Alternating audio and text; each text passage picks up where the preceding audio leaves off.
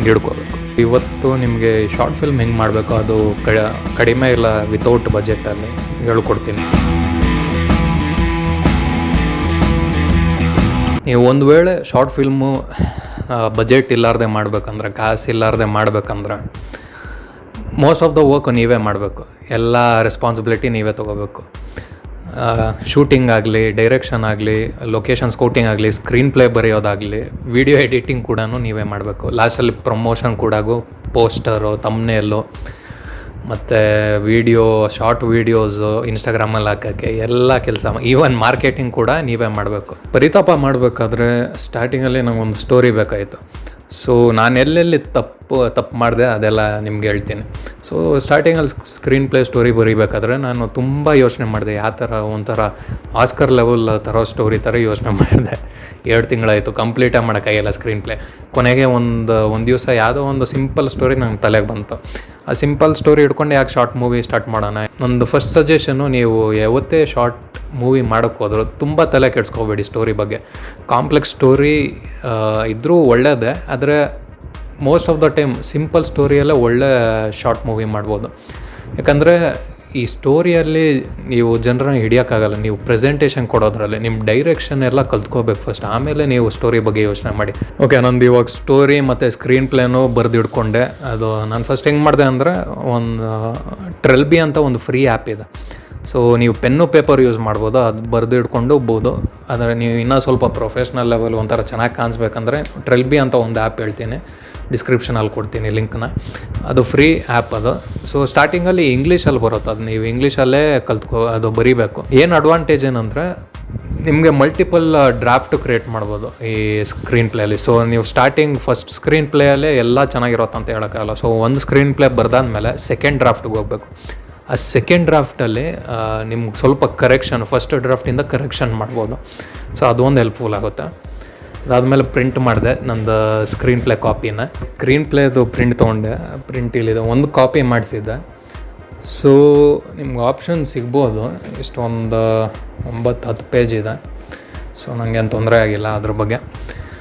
ನಿಮ್ಗೊಂದು ನಾಯ್ಸ್ ಇದೆ. ನಿಮ್ಗೆ ಆಪ್ಷನ್ ಇದೆ, ಮೊಬೈಲಲ್ಲೇ ಸಾಫ್ಟ್ ಕಾಪಿ ಇಟ್ಕೊಳ್ತೀರಾ ಇಲ್ಲ ಹಾರ್ಡ್ ಕಾಪಿ ತೊಗೊಳ್ತೀರಾ, ನಿಮ್ಗೆ ಬಿಟ್ಟಿದ್ದು. ಆದರೆ ನೀವು ಒಂದ್ಸಲಿ, ನಾನು ಸುಮಾರು ಸ್ಕ್ರೀನ್ ಪ್ಲೇ ಬರೆದಿದ್ದೆ, ಇದು ಫಸ್ಟ್ ಟೈಮ್ ಪ್ರಿಂಟ್ ತೆಗೆದಿದ್ದು. ಆಮೇಲೆ ಕೆಳಗಡೆ ನನ್ನ ಹೆಸರು ನೋಡೋಕ್ಕೆ ತುಂಬ ಖುಷಿ ಆಯಿತು.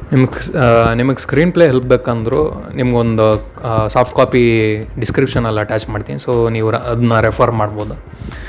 ಇದು ಆಯಿತು, ಅದೆಲ್ಲ ತಯಾರಾಯಿತು. ನೆಕ್ಸ್ಟು ಬಂದು ಲೊಕೇಶನ್ ಸ್ಕೌಟಿಂಗ್. ಸೊ ಟೋಟಲಾಗಿ ನಾನು ಒಂದು 3 ಲೊಕೇಶನಲ್ಲಿ ಶೂಟ್ ಮಾಡಿದೆ.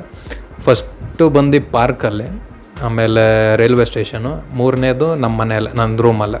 So first of all thankful to my friends Harish and Aditya, ಇಬ್ಬರು ಫ್ರೀಯಾಗಿ ಹೆಲ್ಪ್ ಮಾಡ್ತೀನಿ ಅಂತ ಹೇಳಿದ್ರು.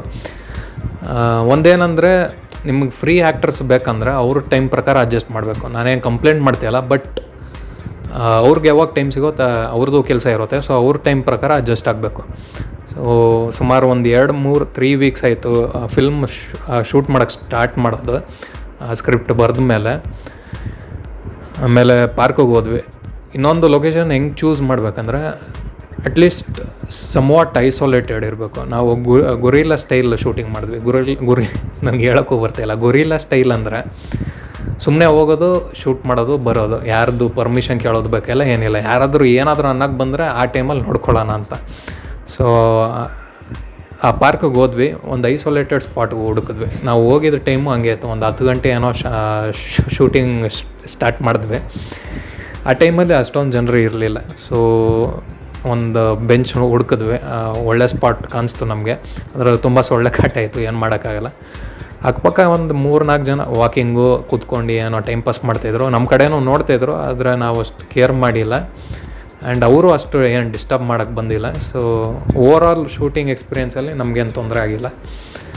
ಅದಾದಮೇಲೆ ಪಾರ್ಕ್ ಮುಗಿದ ಮೇಲೆ ನೆಕ್ಸ್ಟು ರೈಲ್ವೆ ಸ್ಟೇಷನ್ನು. ನಮ್ಮ ಅಪ್ಪನೂ ರೆಡಿ ಇದ್ದರು ಇದು ಫಿಲ್ಮ್ ಮಾಡೋಕ್ಕೆ. ಇದೊಂದು ಒಳ್ಳೆ ಸ್ಟೋರಿ. ಏನಂದರೆ ನಾವು ಊರಿಗೆ ಹೋಗ್ತಿದ್ವಿ, ಇನ್ನೊಂದು ಊರಿಗೆ. ಸೊ ನಮ್ಮ ಅಪ್ಪಗೆ ಹೇಳಿದೆ, ಈ ಥರ ಇದೆ, ನಿಂದು ಒಂದು ಹೆಲ್ಪ್ ಬೇಕಾಯ್ತು ಅಂತ. ಅವ್ರು ಇಮಿಡಿಯೇಟ್ಲಿ ಜಂಪ್ ಮಾಡಿ ರೆಡಿಯಾಗಿದ್ದರು. ಎಲ್ಲಿ ಶೂಟಿಂಗ್ ಮಾಡೋಣ ಅಂತ ಹೇಳಿದ್ರು. ಸೊ ಒಂದು ಲೊಕೇಶನ್ ಹುಡುಕಿದ್ವಿ. ಇದೇನಂದ್ರೆ ಪ್ರಾಬ್ಲಮ್ ಏನಿತ್ತಂದರೆ ತುಂಬ ಕ್ರೌಡೆಡ್ ಇತ್ತು ನಾವು ಆ ಟೈಮಲ್ಲಿ, ಶೂಟಿಂಗ್ ಟೈಮಲ್ಲಿ.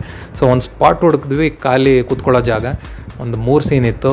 ಒಂದು ಅಡ್ವಾಂಟೇಜ್ ಏನಂದರೆ ಡೈಲಾಗ್ಸ್ ಇರಲಿಲ್ಲ, ಸೈಲೆಂಟಾಗಿತ್ತು, ಸೈಲೆಂಟ್ ಫಿಲ್ಮ್. ಟೋಟ್ಲಾಗಿ ಒಂದು ತಿಂಗಳಾಯಿತು ಇದೆಲ್ಲ ಬರೀ ಏನಂತಾರೆ ಪ್ರೀ ಪ್ರೊಡಕ್ಷನು ಮತ್ತು ಪ್ರೊಡಕ್ಷನ್. ನಾನೇನೋ ಎಲ್ಲ ಆಯ್ತಲ್ಲ, ಇದು ಎಲ್ಲ ಫುಟೇಜ್ಗಳಿದೆ, ರಾ ಫುಟೇಜ್ಗಳಿದೆ, ಇನ್ನೇನು ಈಸಿ ಕೆಲಸ ಅಂದ್ಕೊಂಡೆ. ಆದರೆ ಕಷ್ಟದ ಕೆಲಸ ಸ್ಟಾರ್ಟ್ ಆಗಿದೆ ಇದೆಲ್ಲ ಆದಮೇಲೆ. ಅದು ಪೋಸ್ಟ್ ಪ್ರೊಡಕ್ಷನಲ್ಲಿ ವಿಡಿಯೋ ಎಡಿಟಿಂಗು. ಅದು ಸುಮಾರು ಇನ್ನು ಎಕ್ಸ್ಟ್ರಾ 1 ತಿಂಗಳು ತೊಗೊಳ್ತು ಮಾಡೋಕ್ಕೆ.